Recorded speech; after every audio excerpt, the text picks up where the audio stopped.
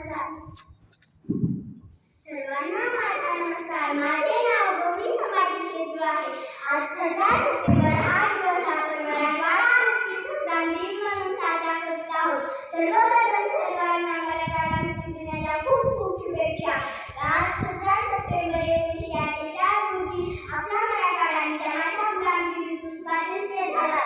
आपला भारत देश 15 ऑगस्ट 1947 रोजी स्वातंत्र्य झाला. पण आपल्या मराठवाड्यावर निजामी संस्थान राज्य करीत होते. त्याचा अन्याय आपली जनता सहन करत होती.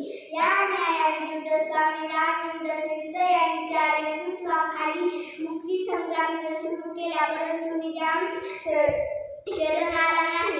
म्हणून सरदार वल्लभभाई पटेल यांनी 13 सप्टेंबर 1948 रोजी पोलीस कारवाई सुरू केली. 17 सप्टेंबर 1948 रोजी निजाम शरण आला आणि